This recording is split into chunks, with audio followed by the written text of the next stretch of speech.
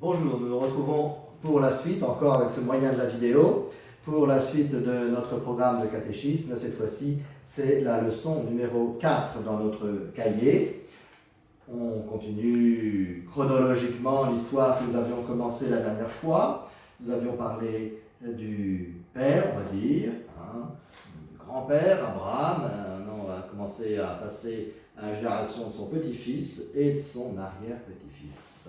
Nous sommes donc dans l'Ancien Testament, à peu près 2000 ans avant Jésus, donc il y a à peu près 4000 ans. On a vu Abraham avec Isaac, vous vous rappelez du sacrifice d'Isaac, l'histoire.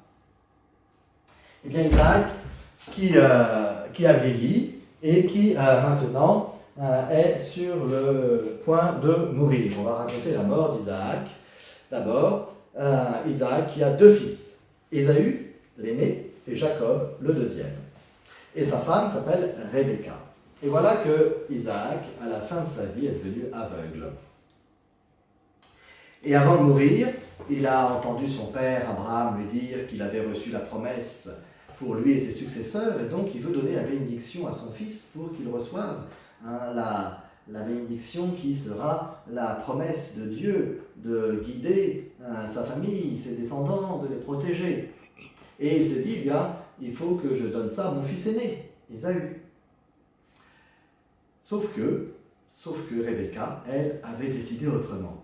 Et elle savait, on ne va pas reprendre tous les détails de la vie d'Ésaü et de Jacob, mais elle savait que Ésaü n'était pas digne de cette promesse. Et c'était Jacob, le petit Jacob, qui devait recevoir cette promesse. Alors, elle va faire en sorte que ce soit le cas. Le pauvre Isaac, il est vieux et aveugle, il ne voit plus. Alors il appelle son fils Ésaü et lui dit, voilà, Ésaü, je vais bientôt mourir, je vais te donner la bénédiction, mais avant de recevoir cette bénédiction, il faut que tu ailles chasser un chevreau, que tu le prépares à manger, tu me l'amènes, et puis après avoir mangé, je te bénirai.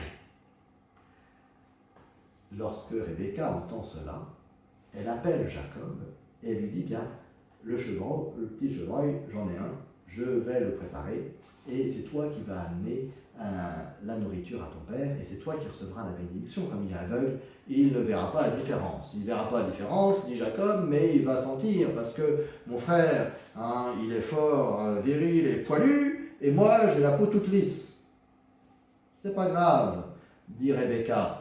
Je vais prendre le poil du chevreuil, la peau du chevreuil, tu en mettras dans ton cou, tu en mettras sur tes mains, et si ton père touche, il croira que c'est ton frère. Et ça se passe exactement comme ça. C'est Jacob qui apporte le plat à son père Isaac, qui est un petit peu étonné par la voix. Il se dit, mais la voix, c'est pas la voix d'Ésaü, ça c'est la voix de Jacob. Approche un petit peu, montre tes mains. Alors il touche les mains, il dit, ah ben non, c'est bien les mains d'Ésaü. Alors, je vais te donner la bénédiction. Et il lui donne la bénédiction. Et voilà qu'au moment où il reçoit la bénédiction de son père, le petit Jacob, voilà qu'Ésaü rentre et s'aperçoit de ce qui s'est passé. Alors, Isaac aussi s'aperçoit de ce qui s'est passé. Mais il dit, c'est le Seigneur qui a voulu ça. C'est le Seigneur qui a voulu ça. Eh bien, ça veut dire que c'est Jacob qui était digne d'avoir la bénédiction. Et donc, c'est Jacob qui va continuer à recevoir cette bénédiction et en vivre. Voilà, alors ça fait une petite jalousie, mais ça veut dire que voilà, il n'avait pas simplement le droit, mais il avait la dignité. Ça, c'est important dans notre vie. Toujours dire j'ai le droit, j'ai le droit, j'ai le droit. Ben oui, parce que j'ai le devoir, est-ce que j'ai les devoirs, est-ce que je fais attention, est-ce que je suis digne de ce que je réclame. Voilà un peu la leçon de cette histoire entre Jacob et Ésaü.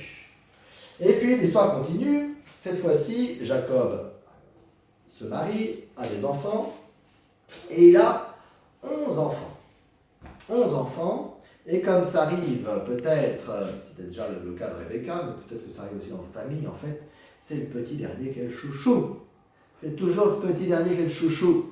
Alors le petit dernier, le 11e, il s'appelle Joseph. Rien à voir avec Joseph le charpentier de Jésus. On est 2000 ans avant, faut pas, parce qu'ils ont le même prénom, il ne faut pas les confondre. Joseph. Joseph est le chouchou de son père. Et non seulement il est le chouchou de son père, mais il en rajoute. Il en rajoute, le pauvre. Parce que, voilà, il fait des rêves, Joseph, Et dans ses rêves, il est toujours au centre. Et il voit ses frères autour, ses 10 frères autour de lui. Et il raconte ses rêves. Il dit voilà, j'ai rêvé qu'il y avait 10 étoiles, la lune et le soleil autour de moi qui venaient me révérer, se prosterner devant moi. Ou alors, c'était la moisson, on faisait des gerbes de blé et ma gerbe était au milieu et il y a 10 gerbes de blé qui sont venus se prosterner vers ma gerbe. Alors, les frères disaient oui, ça va, hein, l'homme qui fait des songes, là, l'homme qui fait des rêves, là, il nous raconte qu'il est le centre du monde et que nous, on devrait aller se prosterner devant lui. Et il ne l'aimait pas à cause de ça. Même Jacob était des fois un petit peu gêné parce qu'il voulait protéger son petit Joseph. Mais en même temps, il dit qu'il ne faut pas en rajouter trop parce que tes frères ne vont pas apprécier ce que tu racontes là. Mais il faisait ses songes, il disait ce qu'il voyait dans son sommeil. Et voilà que cette histoire continue et est importante de bien la saisir parce qu'elle va nous faire comprendre quelque chose que vous avez peut-être déjà compris, que vous savez peut-être déjà, mais il vous manque une partie du puzzle. Vous avez entendu parler de Moïse, on en parlera les fois d'après. Moïse, il a ramené ce peuple des Hébreux qui étaient en Égypte, il les a ramenés dans ce pays, le pays de Canaan. Sauf que Jacob, Abraham, Isaac, ils sont déjà dans le pays de Canaan. Qu'est-ce qu'ils ont allé faire en Égypte? Et bien c'est l'histoire de Jacob et de Joseph qui va nous l'apprendre. Alors voilà ce qui arrive. Ce petit Joseph, le numéro 11, il est proche de son père, Jacob, qui est un homme riche, forcément il a tout un tas de troupeaux, et un jour, voyant qu'il n'y a plus grand-chose à brouter pour ses brebis et ses moutons, il va demander à ses fils d'emmener les troupeaux et d'aller les faire paître là où il trouvera des meilleurs endroits. Mais il garde le petit Joseph avec lui. Donc il y a les 10 frères qui partent avec les troupeaux du père. Et au bout de quelques temps, Jacob se dit, tiens, j'aimerais bien avoir quelques nouvelles, comment ça se passe avec les troupeaux. Il n'y avait pas de téléphone portable à ce moment-là pour les appeler. Alors il dit, je vais envoyer Joseph.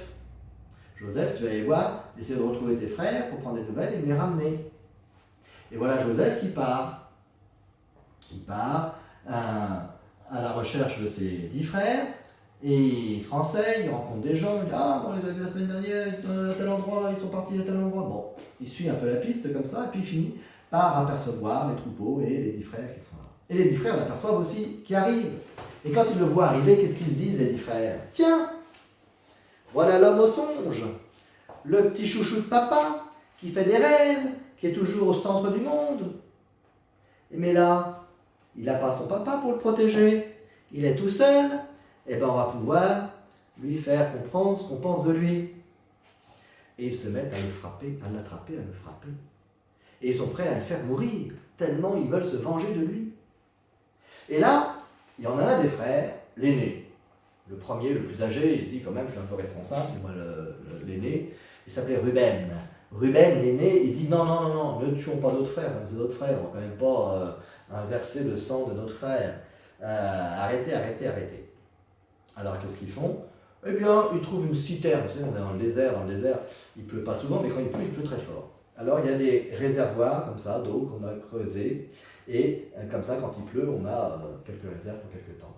Et il y avait des citernes qui étaient vides. Alors ils descendent Joseph dans une citerne, un peu comme une prison. Comme ça, voilà.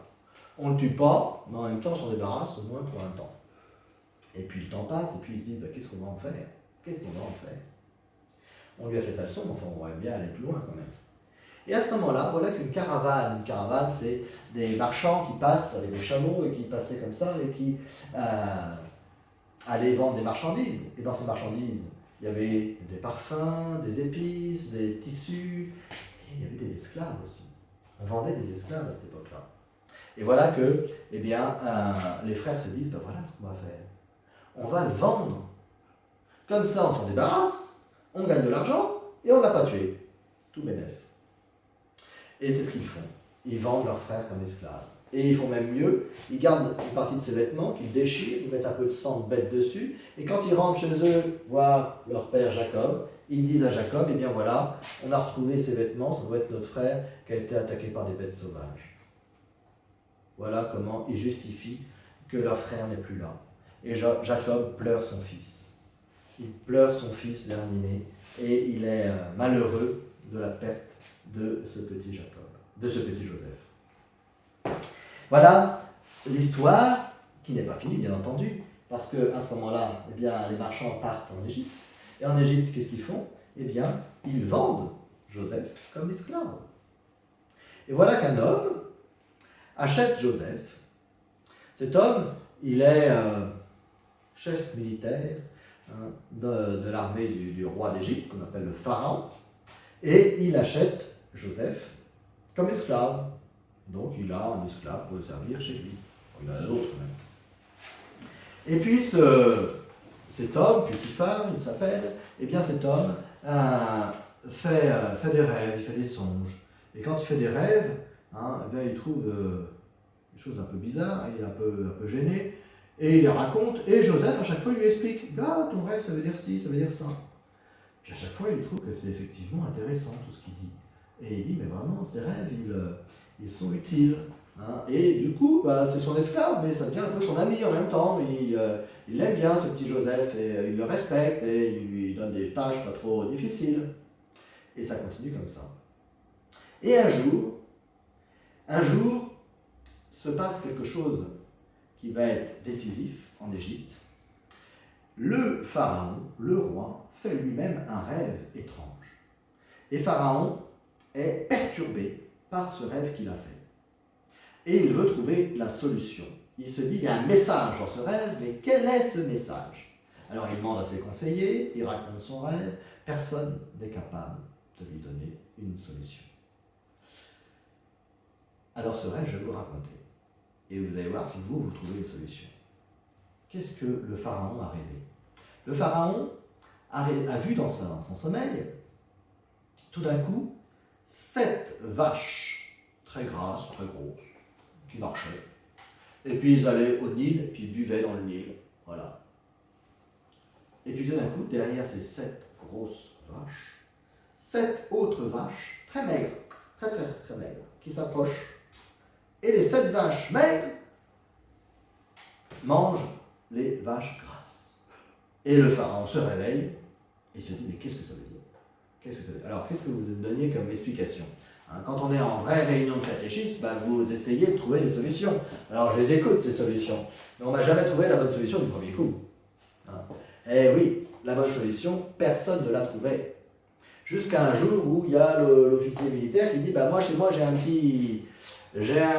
petit esclave hébreu qui trouve mes rêves, donc peut-être qu'il trouverait celui du pharaon. Le pharaon dit, on n'a plus à ça près, puisque personne ne trouve, allez me chercher cet esclave. Et on va voir si lui, il trouve la solution. Alors on va chercher Joseph. Joseph est mis en présence du grand roi pharaon. Et Pharaon raconte son rêve. Et Joseph lui dit, c'est évident, c'est facile. Et il explique. Il explique quoi? Voilà Pharaon. Les 7 vaches grasses que vous avez vues, ça veut dire qu'il va y avoir dans notre pays, en Égypte, 7 très bonnes années de récolte, où les greniers seront pleins, le grain sera à foison, il y aura des très très bonnes récoltes. Mais attention, parce que derrière ces 7 années grasses, qui étaient représentées par les vaches, eh bien il y a 7 vaches maigres, c'est-à-dire qu'il y a 7 années où il y aura la famine, il n'y aura plus rien qui va pousser. Et là, si vous n'avez pas fait de réserve, ce sera la catastrophe. Donc si vous avez ce songe aujourd'hui, c'est pour vous mettre en garde, pour que vous fassiez des réserves, pas gaspiller les 7 bonnes années, parce que sinon après votre peuple va mourir de faim. Et Pharaon, quand il entend cette explication, il dit, c'est évident. C'est évident. Non seulement je le crois, mais, je vais donner à cet esclave le pouvoir de s'occuper, la responsabilité de s'occuper dans mon pays, de faire des greniers, de garder les récoltes, en prévision de la famine qui devrait arriver après. Et donc le petit Joseph, qui était un esclave perdu en Égypte, devient un grand ministre. Et c'est lui qui fait construire, et tout le monde lui obéit, et fait ce qu'il demande, et il dit, il faut faire des grands greniers, des grands silos, et mettre dedans tout le grain qu'on a en plus, ne manger que ce qu'il y a besoin, faire très attention de faire des économies avec ces 7 années qui donnent effectivement. Et ça se passe comme c'était annoncé. 7 années de récolte magnifique, et derrière, 7 années de famine. Et là, pas de problème. On vient voir Joseph, Et Joseph, qui sait que ça va durer 7 ans, eh bien, divise ses réserves en 7 et il donne petit à petit pour qu'on puisse aller jusqu'au bout de la famine. Et en fait, le pays est sauvé grâce à Joseph. Et donc Joseph il devient un homme extrêmement important. Tout le monde l'aime, tout le monde le respecte, le craint même, parce qu'il faut être bien vu par Joseph. Il devient l'homme numéro 2 du pays derrière le Pharaon. Voilà, grâce à ce qu'il a annoncé et ce qu'il a fait et ce qui s'est passé, qui était exactement ce qui avait été annoncé. Sauf que, à ce moment-là, on se rappelle l'histoire de Jacob et de ses fils. Alors ses fils, ils sont encore 11 parce qu'il y en a eu un petit dernier qui est arrivé, c'est Benjamin. Alors voilà, maintenant ça fait 12 en tout. Hein, Joseph qui était parti, que Jacob croit mort pour l'instant, et puis Benjamin, le dernier.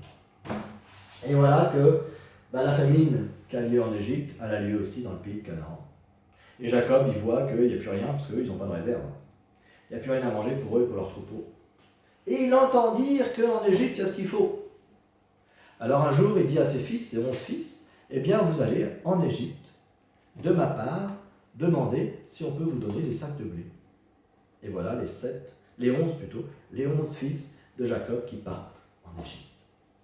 Et ils arrivent en Égypte, ils demandent, voilà, notre père Jacob nous envoie pour savoir si on peut nous donner... allez demander, hein, il y a un représentant, un ministre qui est responsable de tout ça, qui vous recevra et qui vous dira ce qu'il peut vous donner. Et donc ils sont mis en présence de leur frère, de Joseph. Qu'est-ce qui se passe? Ils ne le reconnaissent pas. D'abord, Benjamin ne l'a jamais connu, mais les autres, ils n'imaginent pas. Pour eux, c'est fini, leurs frères, ils n'y pensent même plus. Et ils ne peuvent pas imaginer, peut-être qu'ils se sont dit qu'ils lui ressemblaient un peu physiquement, mais ils ne peuvent pas imaginer que c'est devenu ce personnage si important d'Égypte. Donc ils ne le reconnaissent pas, mais lui, Joseph, il reconnaît ses frères. Et qu'est-ce qu'il va faire? Qu'est-ce qu'il va faire? On pourrait imaginer qu'il allait se venger. Eh bien, pas du tout. D'abord, il ne va pas se faire reconnaître tout de suite, mais il va demander des nouvelles. Ah, vous venez du pays de Canaan? Il y a un Jacob là-haut. J'ai déjà entendu parler de ce Jacob.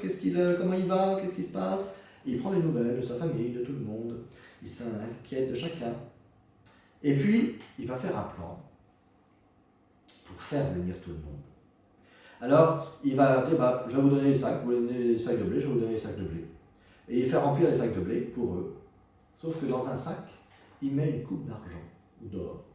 Et il va mettre ce sac sur la monture du petit Benjamin, le petit dernier. Et quand ils sont partis, il fait rappeler tout le monde en disant, il y a eu un vol au palais, on va vérifier dans vos sacs. Et il retrouve la coupe dans le sac de Benjamin. Et donc on accuse Benjamin. Et il fait mine d'une grande colère et il leur dit, puisque c'est ça, je garde cet enfant en otage. Et vous retournez dans votre pays, si vous voulez revoir votre frère, vous revenez avec votre père et avec toute la famille. En fait, c'était un moyen de les faire venir tous. Et Jacob va revenir avec ses autres fils et toute sa famille. Et arrivé là, eh bien, qu'est-ce que va faire Joseph? Il va se faire reconnaître. C'est moi, Joseph. Et soyez les bienvenus. En fait, il a fait ce stratagème uniquement pour les faire venir et leur permettre non seulement d'avoir quelques sacs qu'il leur a fait tenir quelque temps, mais lui, comme il sait que sa famille va durer longtemps, il dit, il faut que tout le monde vienne ici. Ici, vous serez bien nourris, vous aurez tout ce qu'il faut. Alors venez vous installer en Égypte. Et c'est ce qu'ils vont faire. Et tout se passe bien. Ils sont la famille de Joseph, qui est l'homme le plus important, le plus reconnu, le plus admiré d'Égypte. Donc il n'y a pas de problème, ils sont bien accueillis aussi. Et tout le monde va venir s'arranger. Voilà cette histoire de Joseph. On s'arrête là dans l'histoire de Joseph, mais on va donner un peu le sens quand même. Il y a deux choses importantes. D'abord, Joseph, c'est un peu comme Isaac, on avait parlé d'Isaac dans l'Ancien Testament, en disant que c'est une image de Jésus. Eh bien, Joseph, c'est une image de Jésus. Il a été vendu, renié, insulté par ses frères, par les gens les plus proches de lui. Malgré qu'il les avait mis en garde avant, avec les songes. Vous vous rappelez des songes au début, quand il voyait les gens se prosterner devant lui. Il avait annoncé ce qui allait se passer en fait. Et malgré ça, eh bien, on l'a exclu. C'est ce qui arrivera à Jésus lorsqu'il va mourir sur la croix, exclu de tous, même de ses proches. Et qu'est-ce qu'il fait? Eh bien, il pardonne, il accueille. Il n'est pas là pour se venger, bien entendu, bien au contraire. Et il va donc accueillir tout le monde. C'est l'image de ce que va faire Jésus pour nous. Et puis, L'autre chose importante, qui va nous être utile pour nous aussi, qu'est-ce qui se passe? Le peuple, Jacob et ses fils, vont devoir quitter le pays que Dieu leur a donné. Dieu leur a donné cette terre. Et à cause de cette histoire de Joseph, cette jalousie des frères qui vont vendre leurs frères, eh bien, ce pays va être perdu. Et ils vont s'éloigner. Et ce pays, cette terre, ça rappelle la présence de Dieu pour eux. Ils vont s'écarter de la présence de Dieu. Ils vont s'habituer à vivre sans Dieu, loin de lui. Et tout va bien se passer. Ils sont heureux. Ils ont de quoi manger. Sauf que, on le verra la prochaine fois, sauf que ça ne va pas durer. Et à un moment, au bout de quelques générations, eh bien, ça sera le pire du pire. Ils vont devenir des esclaves dans ce pays étranger. Pourquoi? Eh bien, pour nous, c'est une leçon très forte, parce que ça veut dire que quand on s'écarte de Dieu, quand on s'habitue, on ne fait pas sa prière, on ne va pas à l'église, on va une fois sur 2 ou sur 3, eh bien, finalement, on se dit, bon, c'est pas grave, tout se passe bien, je suis très heureux dans ma vie. Oui, mais j'ai coupé un lien, et petit à petit, à cause de cette coupure, eh bien, il y a quelque chose de très malheureux qui va s'installer. Et après, j'aurai plus de lien, j'aurai plus le moyen de revenir tout seul. Dieu ne m'abandonnera pas, ce sera aussi mon côté de l'histoire. On verra que Dieu ne va pas abandonner, il va leur redonner la possibilité de retrouver le pays. Mais ça va pas être simple, ça va pas être facile. Hein. C'est pas joué d'avance. Alors, le mieux, c'est de rester proche de Dieu. Si on s'écarte de Dieu, même si on n'a pas l'impression que ça change grand-chose au début, eh bien, ça change tout après. Donc, dans cette histoire de Joseph et du pays de Canaan, il y a une grande leçon pour nous. Il faut vraiment l'entendre. Elle est très importante pour nous, pour toute notre vie. Voilà pour cette histoire de Jacob, Joseph et ses frères. Nous nous retrouvons la prochaine fois pour faire revenir ce peuple dans son pays. Ça sera l'histoire suivante, mais pour l'instant, il a quitté le pays de Canaan qui avait été donné à Abraham et à tous ses descendants. Et bien ses descendants, au bout de 3 générations, ils ont perdu déjà ce pays. On retrouvera tout ça dans la suite pour bien comprendre cette histoire qui nous concerne Jésus, il faut faire toujours ces liens entre l'histoire de l'Ancien Testament, qui peut paraître un peu compliquée, lointaine, et puis notre propre histoire et l'histoire de Jésus qui vient en lien avec tout ça. Voilà, je vous laisse pour aujourd'hui. Merci d'avoir été jusqu'au bout, avec beaucoup d'attention sur cette vidéo, et j'espère que la prochaine fois, on pourra se retrouver en vrai pour continuer notre programme. Voilà, bonne fin de journée, au revoir.